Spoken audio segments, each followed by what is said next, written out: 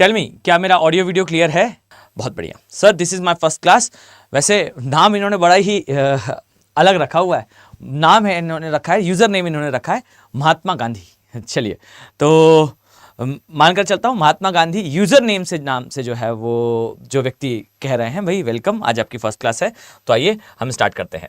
बच्चों देखिए, आज हम गुजरात का पूरा तट जो है वो कंप्लीट करेंगे। हमने भारत के भूगोल में चलते हुए जो है वो हिमालय वाला पोर्शन देखा, इसके बाद उत्तर का विशाल मैदान देखा, इसके पश्चात हमने पूरा प्रायद्वीपीय भारत देखा। आई नो कुछ पहाड़ियां वगैरह की मार्किंग रह गई है, बट वो पहाड़ियां अभी तटीय क्षेत्र में आ जाएंगी, so don't you worry about this. तो हम जो है वो इसे यू कैन से कि आने वाले टाइम पे हम इसे कवर कर लेंगे, मतलब वो इसमें हम कवर करेंगे, ठीक है। आई थिंक आप लोगों को पता है कि ये सीरीज में हम जो है वो प्री प्लस मेंस दोनों के डायमेंशंस को कवर कर रहे हैं।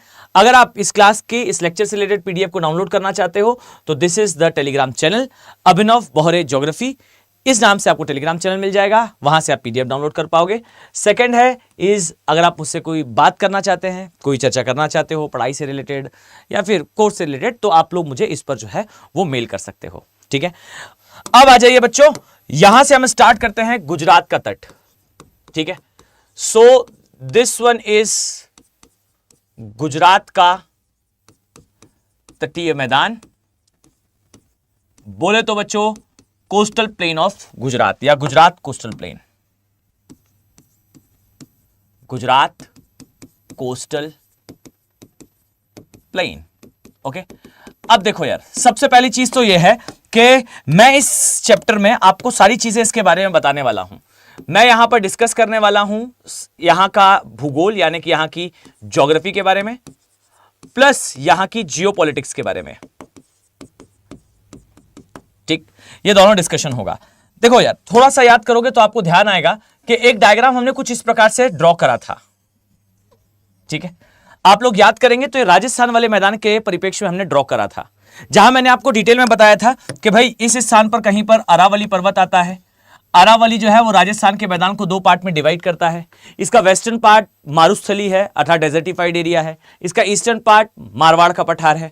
और फिर इस एरिया के बारे में बहुत डिटेल से डिस्कशन करा, इवन इंक्लूडिंग यहां का जो बायोडायवर्सिटी है, जैव विविधता है, उसके बारे में भी। यहां मैंने आपको इस एरिया के बारे में बताया था कि यहां पर एक बर्ड पाई जाती है जिसे कहा जाता है ग्रेट इंडियन बस्टर्ड, फाइन। ये भारत की सबसे बड़ी चिड़िया है, सोन चिड़िया भी कहते हैं, और इसके खत्म होने का कारण भी मैंने डिस्कस करा था। साथ में इस एरिया की रिवर इंटरलिंकिंग के बारे में भी चर्चा थी। तो देखो, हम धीरे धीरे करके ना नक्शे में उतरते जा रहे हैं नीचे की तरफ। अब ये वाला पोर्शन यानी कि इस तरफ वाला राजस्थान वाला पार्ट हम पहले कंप्लीट कर चुके हैं, तो अब मैं इस पोर्शन के बारे में चर्चा नहीं करूंगा। अब मैं थोड़ा इसके नीचे वाले पोर्शन के बारे में अर्थात गुजरात के तटीय मैदान के बारे में आप लोगों से डिस्कशन स्टार्ट करूंगा। रफली अगर मैं कहूं तो कुछ इस तरीके से जो है हमारा गुजरात वाला तटीय क्षेत्र जो है हमें दिखाई पड़ता है, कुछ इस तरीके से, ठीक। थोड़ा सा इसे हम एडजस्ट करें तो कुछ यूं हमें ये देखने को मिलता है, ठीक है। इसमें दो पोर्शंस आपको दिखाई देंगे। एक जो है आपको कच्छ वाला एरिया दिखाई देगा, ये थोड़ा पोर्शन जो है वो ब्रॉड बन गया है भाई, इसे थोड़ा सा छोटा करा जाए, ओके। ये जो पोर्शन आपको दिखाई दे रहा है ये कच्छ वाला एरिया है, ठीक है। ध्यान से देखना बच्चों, ये कच्छ वाला एरिया है and this side is Kathiawar का एरिया, ठीक। सो ऊपर वाला पोर्शन कच्छ, नीचे वाला पोर्शन काठियावाड़। अब आप लोग जरा याद करिए बच्चों, ध्यान से देखिएगा। अगर मैं आपसे कहूं कि हमारा प्रायद्वीपीय भारत की भूआकृतिक संरचना तो हमें इस तरीके से दिखती है, यानी कि ज्योग्राफिकल अगर हम पॉइंट ऑफ व्यू से देखें तो एरिया हमें इस तरीके से ही दिखाई देता है। पर अगर आप इसका थोड़ा सा जियोलॉजिकल स्ट्रक्चर देखो तो कच्छ हो या काठियावाड़ हो, इसके बारे में हमारी चर्चा पहले हो चुकी है कि यह पोर्शन जो है वो द्वीपीय प्रदेश था, ठीक। तो कच्छ और Kathiawar initially there was islands, ये द्वीपीय क्षेत्र था, ये द्वीपीय भाग है, ये द्वीपीय प्रदेश था।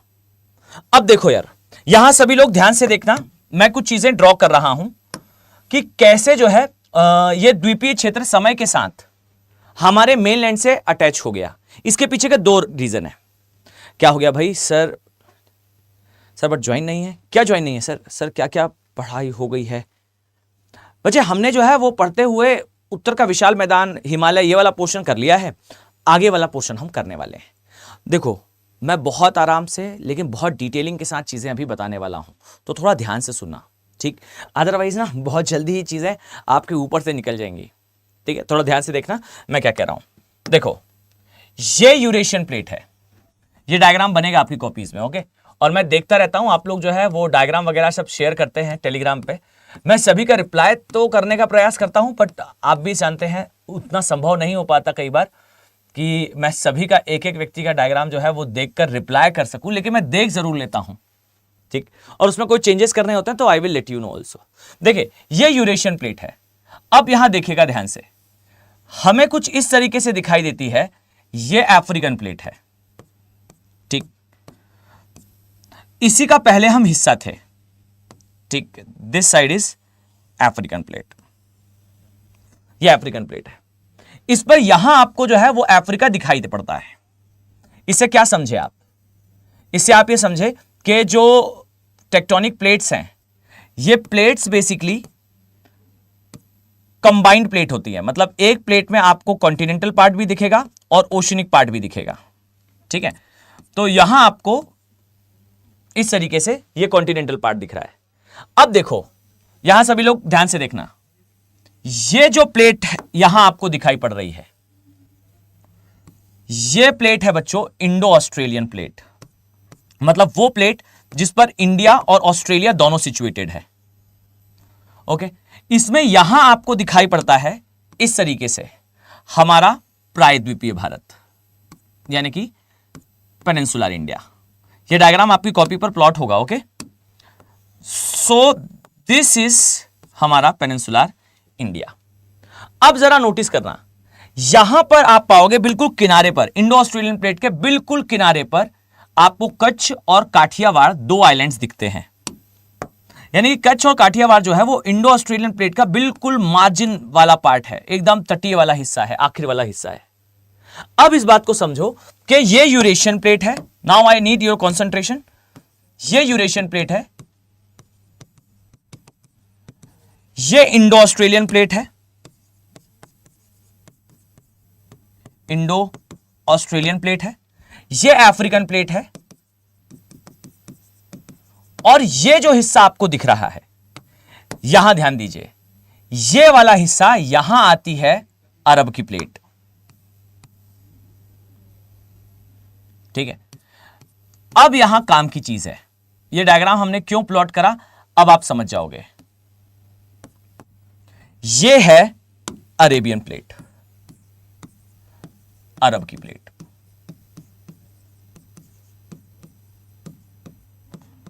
नाउ अब समझिए कि एग्जैक्टली क्या रीजन है कि हम कच्छ या काठियावाड़ के लिए इन प्लेट्स को प्लॉट करते हैं।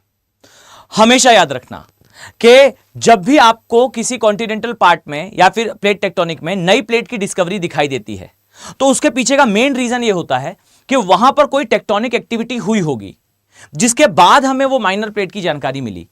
हुआ यह था कि कच्छ या काठियावाड़ का एरिया पहले द्वीपीय प्रदेश था और फिर धीरे धीरे करके ये जमीन से जो है वो कनेक्ट हुआ। इसके पीछे का कारण मैं पहले बता चुका हूं कि भाई ये हिस्सा जो है वो समय के साथ अवसाद के भर जाने से जुड़ा है।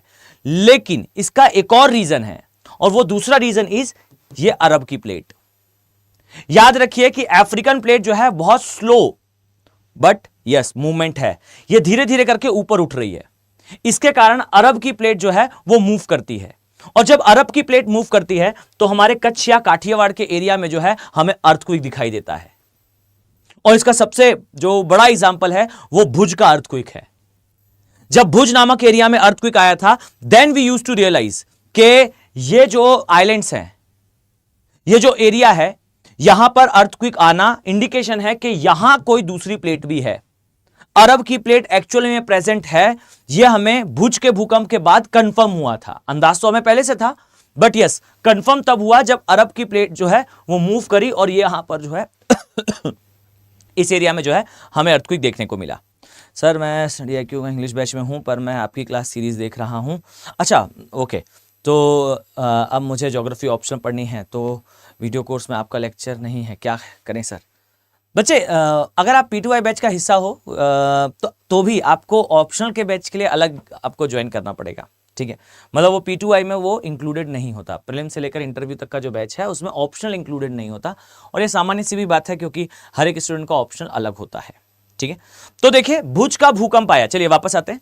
भुज का भूकंप आया तब हमें यहां पर ये आइलैंड्स और इस प्लेट की जानकारी मिली थी। आइलैंड का तो खैर थोड़ा बहुत पहले से भी था हमें जानकारी, बट एग्जैक्टली अरब की प्लेट की उपस्थिति हमें इससे पता चलती है। और अरब की प्लेट की गतिकी के कारण ही, इसी के मूवमेंट के कारण ही आप एक और चीज जान पाओगे। द थिंग इज, ये तट जो है उत्थान तट का उदाहरण है, ठीक। सो एकदम ध्यान से पहला स्टेटमेंट मेरा नोट डाउन करिए, इसे मैं हटा देता हूं भाई, ये वाला हिस्सा हम हटा देते हैं। सबसे पहला स्टेटमेंट जो हम यहां पर नोट डाउन करेंगे, मैं इसे भी हटा देता हूं, ओके, इज कि हमारा गुजरात का तट, नो डाउट कि ये जो है ये पश्चिमी तटीय मैदान का हिस्सा है, ये पश्चिमी तटीय मैदान का हिस्सा है, लेकिन बच्चों ये जलमग्न तट का उदाहरण नहीं है। आई रिपीट, जो गुजरात का तट है, गुजरात का तट बेसिकली उत्थान तट, उत्थान तट का उदाहरण है, ओके। ये इमर्ज कोस्ट लाइन का उदाहरण है, और इसके इमर्ज होने का मेन रीजन क्या है? तो इसके इमर्ज होने का मेन रीजन इज कि ये अरब की प्लेट से,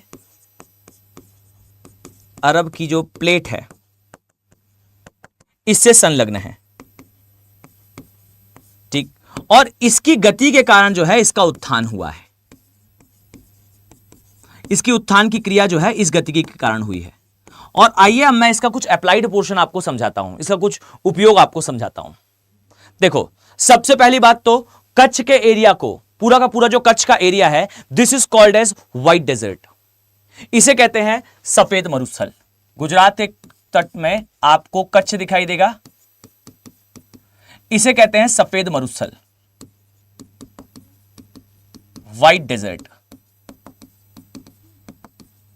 आपसे यूपीएससी पूछ लेगा कि भाई भारत में पूर्वी तटीय मैदान में क्या पाया जाता है, आप सभी पढ़ने के बाद कहेंगे कि यहां पर जो है वो मैंग्रोव का विस्तार है, लेकिन कच्छ वाले एरिया में आपको प्रवाल मिलते हैं, ठीक।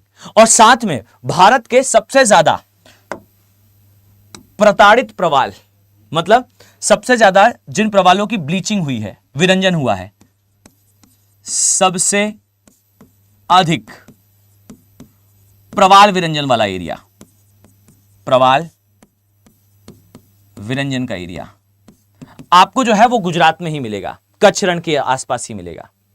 अब यहां समझिए कि ये जो कच्छ रण का एरिया है व्हाइट डेजर्ट क्यों है, ठीक है।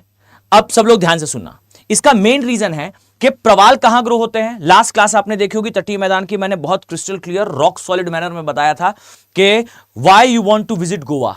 लास्ट क्लास नहीं देखी है तो ठीक से लास्ट क्लास को अटेंड कर लेना।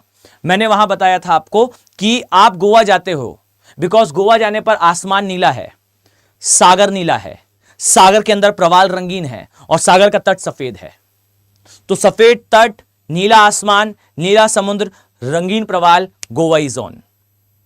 क्यों ऐसा है? तो सिंपल सा रीजन है कि प्रायद्वीपीय भारत की ढाल जो है वो पूर्व की ओर है, नदियां पूर्व की ओर जाएंगी, डेल्टा पूर्व की ओर, अवसाद पूर्व की ओर, दलदली भूमि पूर्व की ओर, दलदल में उगने वाली वनस्पति मैंग्रोव पूर्व की ओर, और वहीं पर जो रहने वाले स्पीशीज हैं सरीसृप, चाहे वो ऑलिव रेडले टर्टल हो या फिर माफ कीजिएगा, ऑलिव रेडले टर्टल हो या फिर घड़ियाल हो। घड़ियाल में भी केंद्रापारा डिस्ट्रिक्ट वाला, मैं अभी बताऊंगा आपको केंद्रापारा डिस्ट्रिक्ट के बारे में क्यों चर्चा कर रहा हूं, और साथ ही खारे पानी का महामगरमच्छ हो। ये सारा कहां हो गया? ये सारा हो गया आपके पूर्व के साइड। अब पश्चिम के साइड भाई नदी अवसाद नहीं लाएगी, पश्चिम के साइड कोई बड़ी नदी डेल्टा नहीं बनाती, डेल्टा नहीं बनाएगी तो पानी के अंदर अवसाद नहीं होगा, अवसाद नहीं होगा तो पानी के अंदर सूर्य का प्रकाश गहराई तक जाएगा, और गहराई तक जाने पर वहां पर जूजेंथली रह सकता है, और जूजेंथली सहजीविता में है या सहभाजिता में है, कमेंसलिज्म में है विथ प्रवाल। तो जहां प्रकाश संश्लेषण होगा वहां जूजेंथली रहेगा, और जूजेंथली जहां रहेगा वहां पर प्रवाल उगेंगे। प्रवाल ग्रो होंगे तो प्रवाल के ग्रो होने से अंततः जो है वहां पर आपको सागरीय गाय, सागरीय घास, डुगोंग आदि मिलेगा।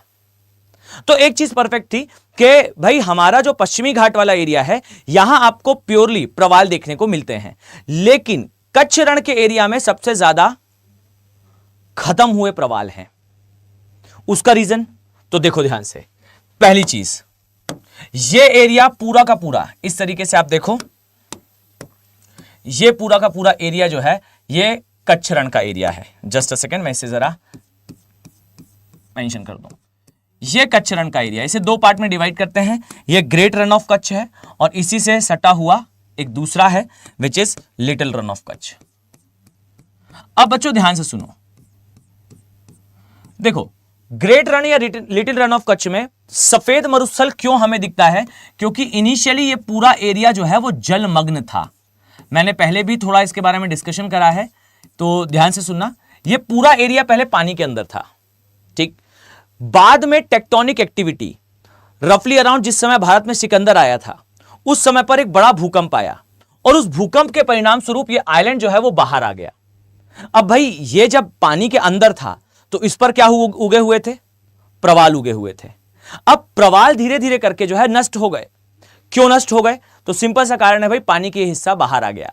तो ये हिस्सा पहले पानी के अंदर था, पानी के अंदर इसमें प्रवाल थे, फिर इस अरब की प्लेट में मूवमेंट हुआ, मूवमेंट के कारण ये द्वीप जो है जो अंदर था वो धीरे धीरे करके बाहर आ गया।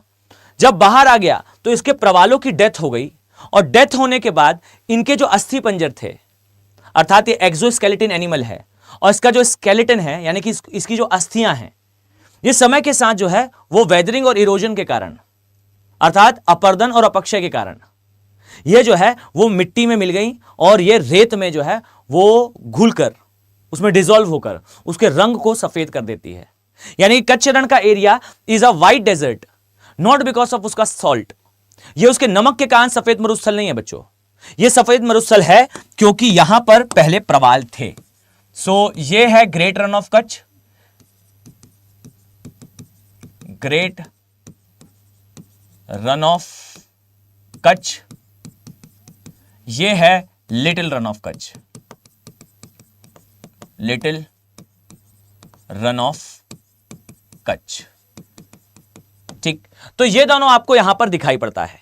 अब इसे सफेद मरुस्थल कहा जाने का कारण यहां पर प्रवाल का विरंजन और यहां प्रवाल की डेथ है। अब आ जाइए जरा इसके तटीय भाग के बारे में थोड़ा बात करते हैं। आओ ध्यान से देखो, इसमें बच्चों आपको यहां पर कुछ क्रीक्स दिखाई देंगी। अब आपको लगेगा सर ये क्रीक क्या है? पहली बात तो ये सुनो भाई कि ऑक्सफोर्ड के स्टूडेंट एटलस में आपको क्रीक की जगह सोता दिखाई देगा। वो ऑफिशियल वर्ड नहीं है, वो गूगल ट्रांसलेटेड है, आपको क्रीक ही कहना है, ठीक है। हाँ, प्रवाल की हड्डियों के टूट जाने से जो है वो इस क्षेत्र का निर्माण हुआ है, ठीक। चलो बच्चों यहां ध्यान से देखो। अब देखिए आपको यहां पर सर क्रीक दिखाई देगी, सर क्रीक। यहां आपको कोरी क्रीक दिखाई देगी, यहां आपको गोदाई क्रीक दिखाई देगी, गोदाई क्रीक दिखाई देगी। और अब जरा मैं इनके बारे में बताऊं उसके पहले जरा प्लॉटिंग कर लेते हैं, ठीक। यहां आपको छोटे छोटे आइलैंड्स भी दिखाई पड़ते हैं। जैसा ये आइलैंड है ऐसे ही यहां छोटे छोटे और भी आइलैंड्स हैं, छोटे छोटे और भी द्वीप हैं, और इनमें से कुछ द्वीप जो है वो कुछ बड़े आकार के भी हैं। ये एक बड़े आकार का द्वीप है, इसे कहा जाता है द्वारका, ठीक। ये हिस्सा क्या है? ये है कच्छ की खाड़ी, ये है कच्छ की खाड़ी, गल्फ ऑफ कच्छ, कच्छ की खाड़ी। ये है खंबात की खाड़ी, जरा यहां मैं इसे लिखूं भाई, ये है खंबात की खाड़ी, खंबात की खाड़ी। अब ये जो बचा वाला पोर्शन है यहां देखो, ये हिस्सा, ये वाला हिस्सा, ये कहलाता है पोरबंदर तट, पोरबंदर तट। ये जो हिस्सा आप देख रहे हो ये कहलाता है गोहिलवार तट, गोहिलवार तट, ठीक। ये पोरबंदर तट, ये गोहिलवार तट, ये द्वारका, ये रन ऑफ कच्छ। ठीक, अब देखिए इसमें आपको बारदा की पहाड़ी, गिरनार की पहाड़ी, गिर की पहाड़ी और मांडव की पहाड़ियां, ये आपको कुछ पहाड़ियां यहां दिखाई देती हैं। आई रिपीट, आपको कौन कौन सी पहाड़ियां यहां दिखाई देंगी? आपको एक गिरनार की पहाड़ी, एक गिर की पहाड़ी, एक मांडव की पहाड़ी और एक जो है वो, just a second, fine, Girnar, गिर, मांडव, बारदा, ये आपको जो है इस इलाके में दिखने वाली पहाड़ियां दिखेंगी। ये सारी पहाड़ियां किसका हिस्सा हैं? ये सारी पहाड़ियां जो है वो काठियावाड़ के पठार का हिस्सा हैं। ठीक, तो मैं यहां पर मेंशन कर देता हूं, यहां पर पाई जाने वाली प्रमुख पहाड़ियां कौन सी हैं? गिरनार, गिरनार, गिर की पहाड़ियां, मांडव की पहाड़ियां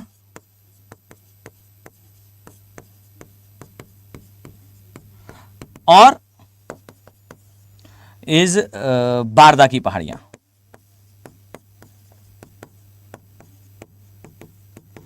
अब जरा एक काम करिए, मैंने जानबूझ के यहां ना क्रम से नहीं लिखा है, जरा कमेंट सेक्शन पे मुझे कल की क्लास से पहले बताइएगा। और आई रिपीट, मैं आप सभी का कमेंट रीड कर कर आता हूं। आप अगर कमेंट सेक्शन में कोई कमेंट लिखते हैं कि सर ऐसा ऐसा ये जो है वो प्रॉब्लम है या फिर ये चीजें आप और बता दीजिए, तो definitely I will entertain that thing. आप लोग एक काम करेंगे, मुझे इन पहाड़ियों का क्रम बताएंगे बच्चों। ठीक, बताएं मुझे कि गिरनार की पहाड़ी, गिर की पहाड़ी, मांडव की पहाड़ी, बारदा की पहाड़ी, ये पहाड़ियां उत्तर से दक्षिण के क्रम में किस प्रकार से आती हैं। ठीक सर प्लीज सुनिए ना, अरे भाई बोलिए ना, बिल्कुल बच्चे, मैं सुन रहा हूं आपकी बात। ठीक है, आप प्लीज बोल सकते हैं, बताइए बच्चे क्या कह रहे हैं। ओके, तो कमेंट सेक्शन पे जरा मुझे एटलस देखकर बताइएगा कि कमेंट सेक्शन में मुझे जरा बताइएगा कि इन पहाड़ियों का क्रम किस प्रकार से है। ठीक है, तो ये कुछ पहाड़ियां यहां दिखेंगी। ये रन ऑफ कच्छ वाला एरिया है, सर क्रीक, कोरी क्रीक, गोदाई क्रीक, यहां कुछ आइलैंड्स हैं, कच्छ की खाड़ी, पोरबंदर तट, गोहिलवार तट, खंबात की खाड़ी। अब आ जाइए जरा, देखिए मैं कुछ प्लेसेस यहां पर और मार्क करता हूं, फिर इनके बारे में डिटेलिंग स्टार्ट करेंगे। यहां पर आपको एक बंदरगाह दिखेगा बच्चों, ठीक, इस तरीके से, ये स्थान पर, इस बंदरगाह को कहते हैं कांडला बंदरगाह। कांडला बंदरगाह, इसे कांडला पोर्ट भी कहते हैं, Kandla port. I will discuss about this. इसके नीचे यहां आता है जामनगर, जामनगर तेल रिफाइनरी।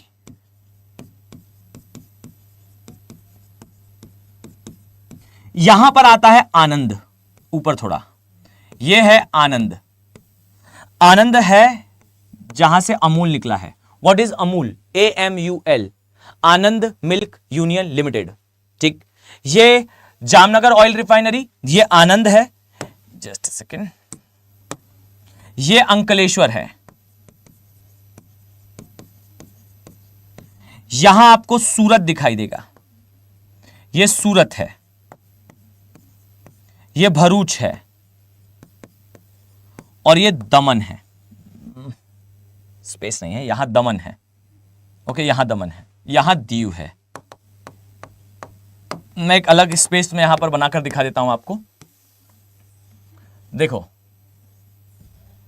यहां पर इस एक्स्ट्रा स्पेस पर देख लीजिए, ये सूरत है, ये भरूच है, माफ कीजिएगा, भरूच, फिर नीचे सूरत, फिर नीचे दमन और फिर यहां पर दीव। ठीक, अब इसी मैप में ना अलग वाले स्थान पर यहां आप लोग जान लो कि देखिए भरूच में नर्मदा नदी जो है वो अपना ज्वार नदमुख या एस्चुरी बनाती है, यहां ताप्ती नदी बनाती है। और दमन और दीव में से आप लोग मुझे कमेंट सेक्शन पर बताइएगा कि कौन सा उत्तर में है और कौन सा दक्षिण में है। ठीक, तो जरा इस वाले सेक्शन पे आप लोग याद कर लेंगे कि नर्मदा नदी यहां पर एस्चुरी बनाती है भरूच के पास, और बच्चों यहीं पर आपको जो है वो सरदार सरोवर बांध दिखाई देगा, और बच्चे यहीं पर जो है आपको सरदार वल्लभ भाई पटेल की जो मूर्ति है, statue of unity, statue of unity, यह आपको दिखाई देगी, लौह पुरुष की प्रतिमा, हमारे सरदार वल्लभ भाई पटेल की प्रतिमा। अब जरा कमेंट सेक्शन पे ये भी बताना, मेरा काम नहीं है, आई नो बहुत सारी चीजें एक साथ कमेंट सेक्शन में बताने के लिए कह रहा हूं, लेकिन यहां जरा मुझे ध्यान से बताइएगा कि सरदार वल्लभ भाई पटेल की प्रतिमा का कलर क्यों चेंज हो रहा है। वर्ल्ड में ऐसी कितनी प्रतिमाएं हैं, स्टैच्यू ऑफ यूनिटी कहां आता है, स्टैच्यू ऑफ लिबर्टी कहां आता है, या ऐसे कितने स्टैच्यूज हैं, और सारे स्टैच्यूज जो हैं, वो मूर्तियां जो हैं, उनका कलर समय के साथ चेंज हो रहा है। जरा देखकर बताइएगा कि प्रतिमा एक तो किससे बनी है और इसका हल्का हल्का कलर क्यों चेंज हो रहा है, ठीक है, और क्या कलर चेंज होना इसके कमजोर होने की निशानी है। ये जरा चीजें मुझे कमेंट सेक्शन में बताइएगा, मैं खुद भी डिस्कस कर दूंगा, ऐसी कोई दिक्कत नहीं है, ठीक। तो देखो ये नर्मदा है, भरूच रिवर, ताप्ती ताप्ती नदी जो है सूरत के पास। अब सूरत के लिए एक बात याद रखना बच्चों, सूरत जो है ये अपने टेक्सटाइल इंडस्ट्री के लिए, अपना कपड़ा उद्योग के लिए, कपड़ा उद्योग के लिए फेमस है, और हर एक चीज इज कनेक्टेड विद ज्योग्राफी। ये कपड़ा उद्योग के लिए क्यों फेमस है, क्योंकि भाई ये काठियावाड़ का एरिया है, ठीक, और काठियावाड़ का एरिया का मतलब क्या है, ये दक्कन के पठार का ही विस्तार है। मैंने बहुत डिटेल में बताया था आपको कि ये हिस्सा जो है वो दक्कन के पठार का ही भाग है। अब भाई जब काठियावाड़ दक्कन के पठार का हिस्सा है तो यहां पर भी काली मृदा होगी, और मैंने आपको बताया था कि जहां काली मृदा है वहां कपास की खेती है, और यहां पर कपास की जो है वो बड़ी मात्रा में खेती होती है, और ये कपास जाता है सूरत, और सूरत में जहां पर बनते हैं क्या, वस्त्र। तो Surat is famous for textile industry because आज से लाखों साल पहले क्रिटिशियस काल में प्रायद्वीपीय भारत एक मैग्मा के समुद्र में से डूबकर बाहर निकला था। यही रीजन है कि इस एरिया में आपको जो है वो आज के समय काली मृदा का विस्तार दिखता है, ब्लैक सॉइल का फॉर्मेशन दिखता है, ठीक। तो कपड़ा उद्योग आपको इधर दिखेगा सूरत में। दमन और द्वीप का लोकेशनल एनालिसिस आप लोग मुझे बताएंगे, ठीक। चलिए अब जरा मैं यहां वापस आता हूं, ठीक है। अब यहां ध्यान से देखो, सबसे पहले सर क्रीक, कोरी क्रीक, गोदाई क्रीक, आप लोग इन क्रीक्स का ऑर्डर ढंग से याद कर लीजिए। आई नीड कि आप लोग ठीक से इन क्रीक्स के क्रम को याद कर लें। पहली बात, सबसे ऊपर आती है सर क्रीक, दूसरा कोरी क्रीक, फिर गोदाई क्रीक। एक बार गहरी सांस खींचिए और इन सारे नामों को एक बार ठीक से दोहरा लीजिए, सर क्रीक, कोरी क्रीक और गोदाई क्रीक। पॉइंट क्लियर है, ओके डन। अब जरा दूसरी बात सुनो, इस जहां की जियोपॉलिटिक्स, ठीक है। आई नीड कि आप सभी लोग बहुत ध्यान से मेरी बात सुनिएगा 10 से 15 मिनट तक, ठीक है। मैं क्या बताने वाला हूं आपको, मैं बताने वाला हूं जो सर क्रीक का एरिया है, सर क्रीक विवाद के बारे में, सर क्रीक की पूरी जियोपॉलिटिक्स समझो। सबसे पहली चीज तो ये एरिया, इसकी ज्योग्राफी ये है कि भारत और पाकिस्तान की सीमा पर आता है, भारत तथा दुष्ट पाकिस्तान की सीमा पर आता है, ठीक। इस क्रीक का मतलब क्या है, तो देखो यार एकदम सामान्य सी बात है, ये इस तरीके का हिस्सा है, कुछ इस तरीके से दिखती है एक क्रीक। क्रीक का मतलब ही क्या है, क्रीक का मतलब होता है दरार, ऐसी दरार जिसके अंदर जो है वो खारा पानी भरा है सागर का, ठीक। अब दिक्कत पता है क्या है, इस दरार के एक तरफ इंडिया है, माफ कीजिएगा, एक तरफ ग्रेट इंडिया है और दूसरे तरफ दुष्ट पाकिस्तान है। अब पाकिस्तान ये कहता है कि ये पूरा एरिया पाकिस्तान का है। भाई ये एरिया कोई बहुत बड़ी स्ट्रिप नहीं है, बहुत बड़ी कोई क्षेत्र नहीं है, बहुत छोटा सा क्षेत्र है, लगभग 24-25 किलोमीटर का एरिया है जो विवादित है। मतलब कोर एरिया की अगर मैं बात करूं, है तो खैर बहुत बड़ा एरिया, पाकिस्तान की डिमांड तो बहुत बड़े एरिया की है, पर कोर एरिया जो है ये जो है ये लगभग 24 किलोमीटर का क्षेत्र है जहां पर कोर विवाद है उससे भी बड़ा, लेकिन फिर भी 24 किलोमीटर का कोर एरिया है। दूसरी बात है कि इसमें जो है वो प्राकृतिक गैस और तेल का भंडार है। यहां पर आपको प्राकृतिक गैस मिलेगी प्लस यहां पर आपको तेल का भी भंडार मिलेगा।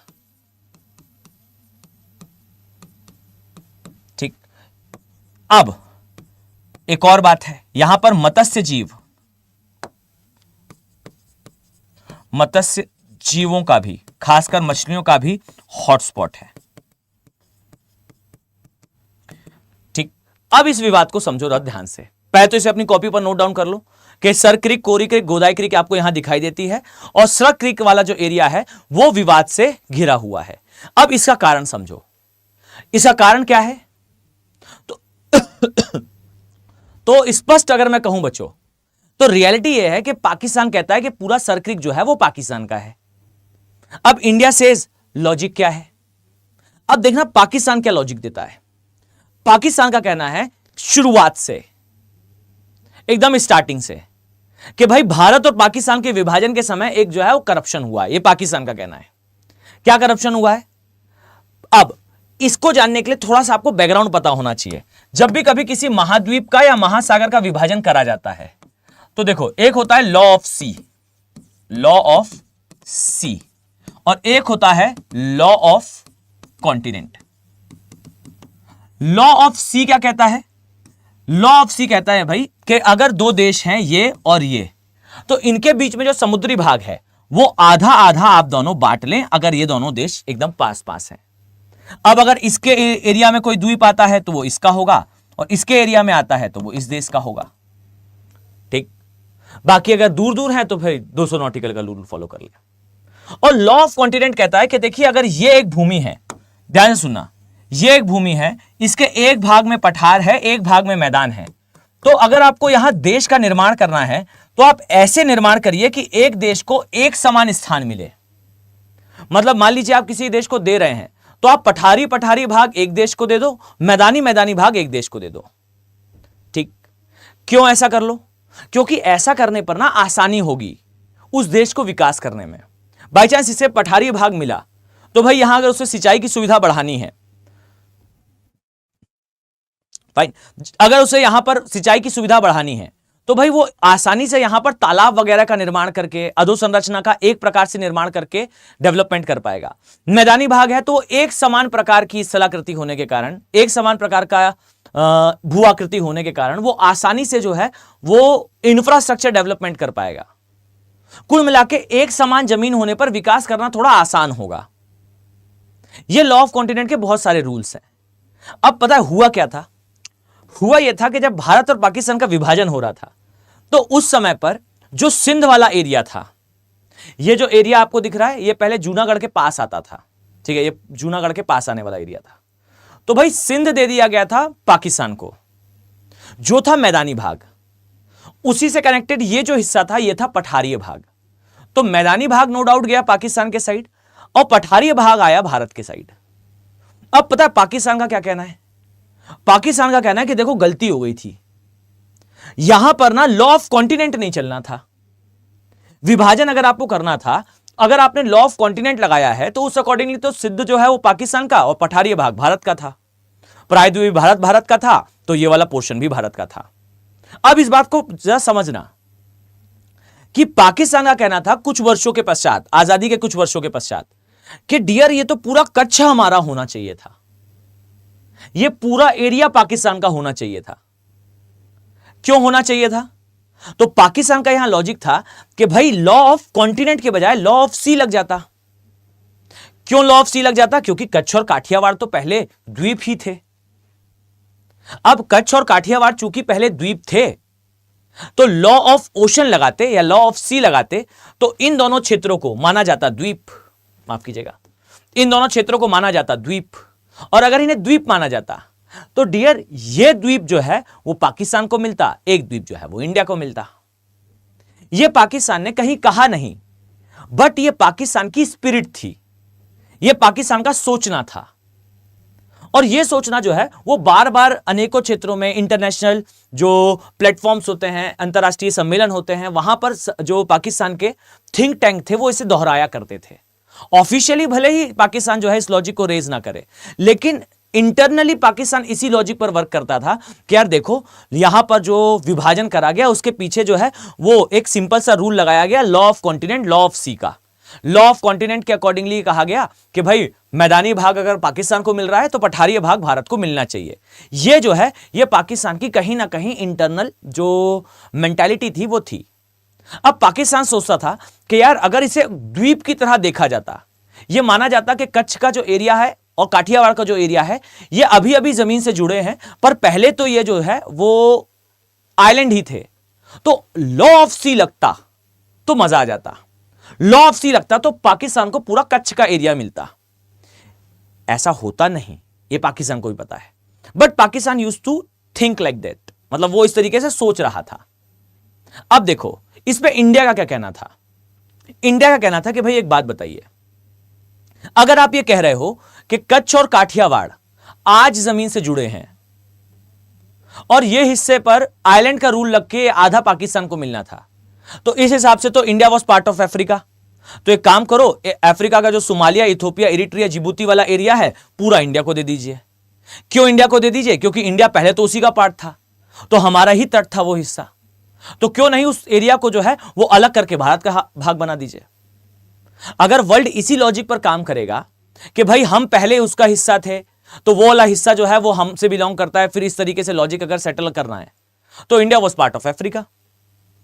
तो नो डाउट कि ये तो इलॉजिकल बात है, लेकिन पाकिस्तान इस पर जो है वो डिबेट तो करता ही था कि ये हिस्सा जो है वो पाकिस्तान का इस लॉजिक से हो सकता था।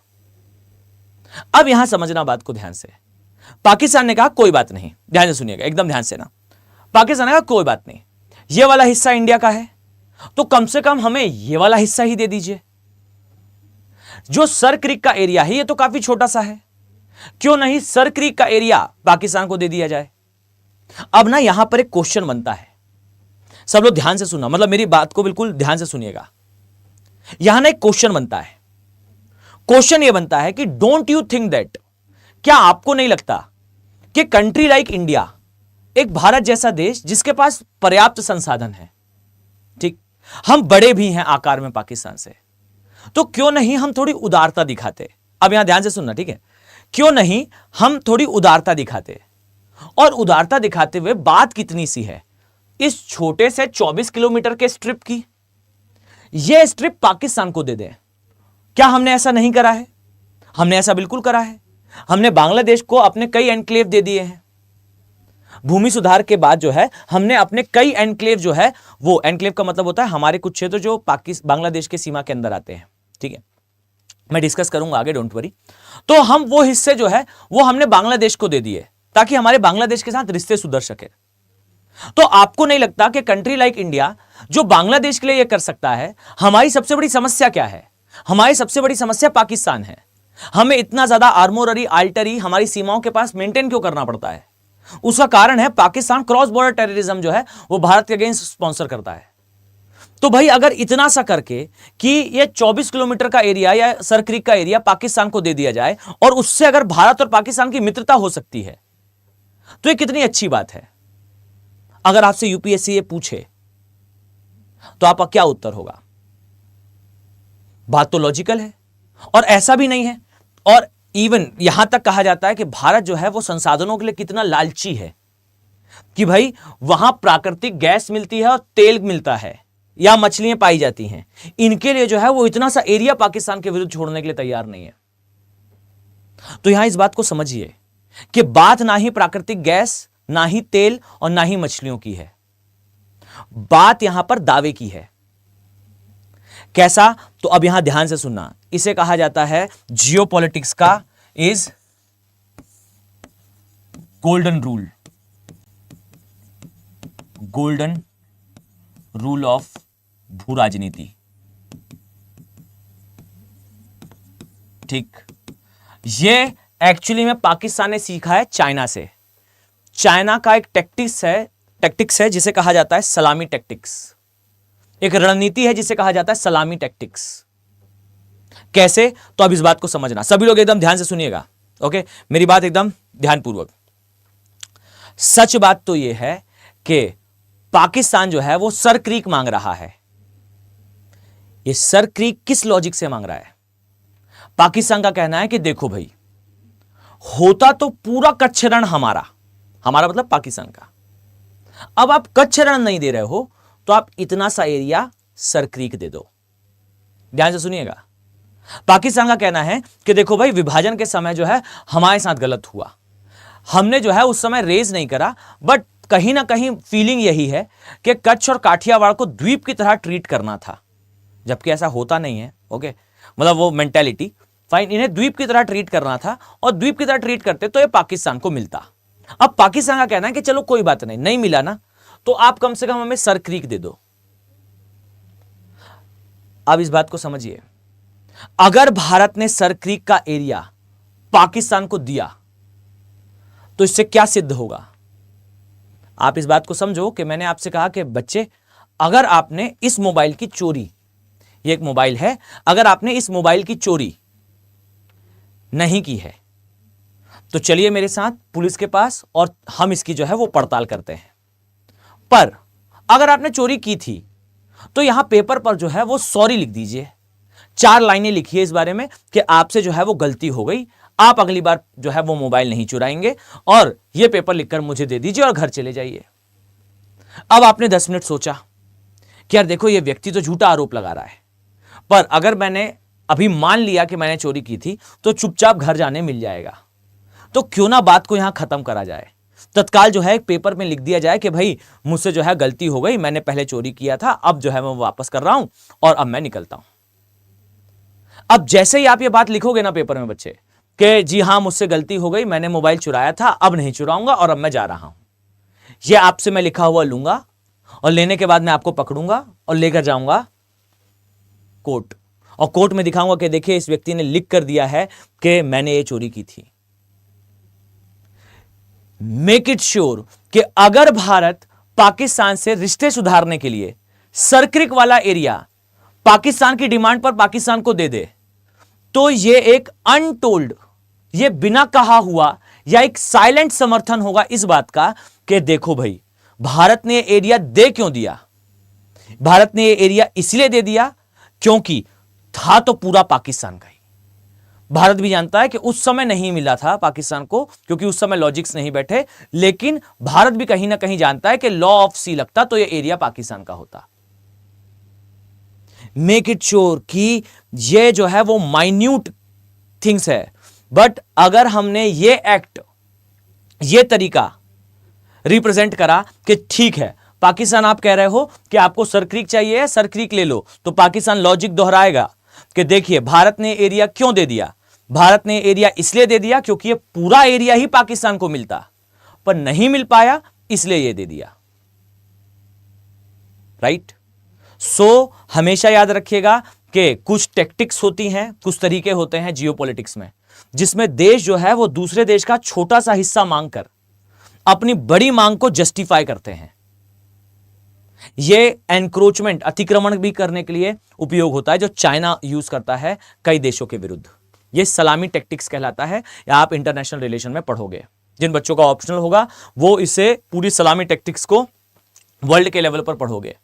जब आप लोग जियोपॉलिटिक्स ऑप्शनल, जिसका भी ऑप्शनल हो वो यहां ध्यान से सुनिएगा कि आप लोग ऑप्शनल पढ़ते समय जियोपॉलिटिक्स जब पढ़ते हो तो वहां पर हार्टलैंड और रिमलैंड थ्योरी आती है, और ये हार्टलैंड और रिमलैंड थ्योरी लिखी थी मैकेंडर ने, जिन्होंने लिखा था कि दुनिया के केवल 15 से 20% भाग को अगर कोई देश कैप्चर कर ले तो वो देश दुनिया के 85% भाग का किंग होगा। ये कोर ऑप्शनल में आती है, मतलब आप तो इसे इवन इंटरनेशनल रिलेशन में भी नहीं पढ़ोगे, इंटरनेशनल रिलेशन में थोड़ा सा आता है।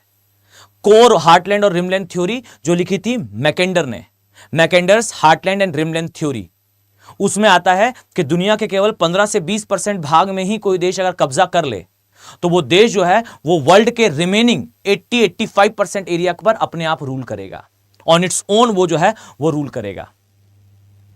फाइन, तो हार्टलैंड और रिमलैंड थ्योरी भी इससे कनेक्टेड है, आई विल डिस्कस, बट वो थोड़ा सा ऑप्शनल हो जाएगा, ठीक है। और मैं अभी नहीं चाह रहा हूं कि जीएस के दायरे से बहुत बाहर चला जाऊं, बट जिन बच्चों का ऑप्शनल है उन्हें पढ़ना है। और बहुत सारे बच्चे ऐसे भी हैं जो मेरे ऑप्शनल बैच का हिस्सा हैं, वो फिर भी सीरीज को देखते हैं। तो जो बच्चे ऑप्शनल का हिस्सा हैं और वो सीरीज को देख रहे हैं तो वेलकम, आप लोग आइए क्लास में, मैं फिर इसके आगे की कहानी वहां पर डिस्कस करूंगा, क्योंकि वो ऑप्शनल का जो है वो पार्ट है।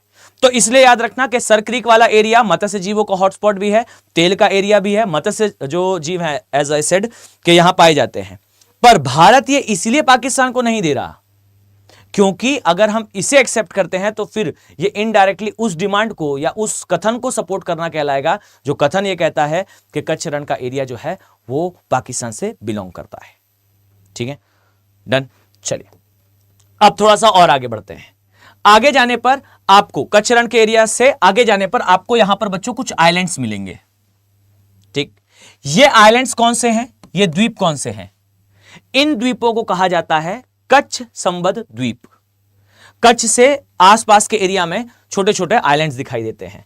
अब इन आइलैंड्स के लिए याद रखना कि इनमें जो है वो बड़े मात्रा में निकाला जाता है नमक। यहां होता है नमक की खेती। क्या करते हैं यहां पर लोग, यहां जाते हैं इन द्वीपों के पास लोग, और द्वीपों में जो है वो सागर का पानी भर लेते हैं। मान लीजिए एक द्वीप है, छोटा सा ही द्वीप है, 4-5-6 स्क्वायर किलोमीटर का। वहां पर लोग जो है वो अपने सामान्य औजारों से ही सागर का पानी ऐसे ले आते हैं और सागर का पानी वहां भर जाता है। फिर धीरे धीरे करके वो इवेपोरेट होता है और नीचे नमक जमता जाता है। अब द्वीपों में वो नमक बना लेंगे और नमक बनाने के बाद फिर उस नमक को जो है वो मुख्य जमीन तक लेकर आएंगे और यहीं पर आ जाएगा फिर ज्योग्राफी से पर्यावरण। मेक श्योर कि कच्छ रण से एरिया से संबंधित जो द्वीपीय क्षेत्र हैं, जो आइलैंड्स हैं, इन आइलैंड्स में बनाया जाता है सागर का खारा नमक। और ये जो नमक है, ये नमक लाया जाता है मुख्य भूमि में। ठीक, मुख्य भूमि में। और मुख्य भूमि में बच्चों लाने के लिए यहां यूज करा जाता है खराई कैमल का। खराई कैमल का, इसे खराई ऊंट भी कहा जाता है। खराई ऊंट। और यहां ध्यान से सुनो, जो खराई ऊंट है ना बच्चों, ये तैरने वाला ऊंट भी है, तैरने वाला ऊंट भी है। ये सागरीय घास तक खा लेता है, सागरीय ये घास भी खाता है। और साथ ही ये ऊंट जो है वो इस कार्य के लिए इसमें अनुकूलन भी है। और अभी 2020 में इसे मरुस्थल के ऊंटों से, मरुस्थलीय ऊंट से अलग ऊंट घोषित करा गया है। मतलब पहले यह माना जाता था कि मरुस्थल में रहने वाले ही ऊंट हैं, पर अब जो है ये मरुस्थल में रहने वाले ऊंट नहीं है। ये जो है ये खराई कैमल कहलाएंगे। ये अलग प्रकार के ऊंट हैं। और सच्चाई तो ये है कि खारे पानी में रहने वाले ऊंटों का एक विशेष अनुकूलन इनमें उपस्थित है। ये ऐसा नहीं है कि मरुस्थल में रहने वाले ऊंट को ले आए और पानी में उतार दिए। ठीक, मैं जरा आपको दिखाऊं तो ध्यान से देखिएगा। अगर मैं आपको इस स्थान पर दिखाऊं तो खराई कैमल्स देखिएगा, इस तरीके से आपको जो है ये ऊंट दिखाई पड़ते हैं। ओके, देखिए ये जो ऊंट है, आप सोच कर देखो कि जो खराई कैमल्स हैं, कैमल रहता कहां है? मरुस्थल में, जहां पानी होता ही नहीं है। और यहां के ऊंटों का एक विशेष प्रकार है, जो ऊंट जो है वो पानी में तैरता है। ऊंट बने किसके लिए हैं? मरुस्थलों में रहने के लिए, जहां पर पानी नहीं होता। और यह ऊंट ऐसा है जो पानी में ही सरवाइव करता है। और यह ऐसा नहीं है कि सिर्फ पानी में जाता है, कुछ दूर तैरता है। यह कई कई किलोमीटर जो है तैर कर जा सकता है। और इनमें इसके लिए विशेष प्रकार का अनुकूलन भी है। इनके पांव जो है वो नीचे से अधिक चौड़े होते हैं, जिससे आसानी से तैर सके। और लोग इन ऊंटों का क्या करते हैं, इनकी पीठ पर जो है वो नमक की बोरियां आदि रखकर एक द्वीप से दूसरे द्वीप और फिर दूसरे द्वीप से मुख्य भूमि तक लाने का वो कार्य करते हैं। ठीक है, तो यह भी याद रखना कि कच्छ रण के एरिया में आपको खराई कैमल देखने को मिलते हैं। तो खराई एरिया यहां दिखेगा, सर क्रीक, कोरी क्रीक, गोदाई क्रीक, आइलैंड्स का एरिया, कच्छ रण का एरिया, और कच्छ रण में यहां पर प्रवालों की उपस्थिति। यह वाला पोर्शन जो है ये कच्छ रण के एरिया के लिए कहलाता है। ठीक।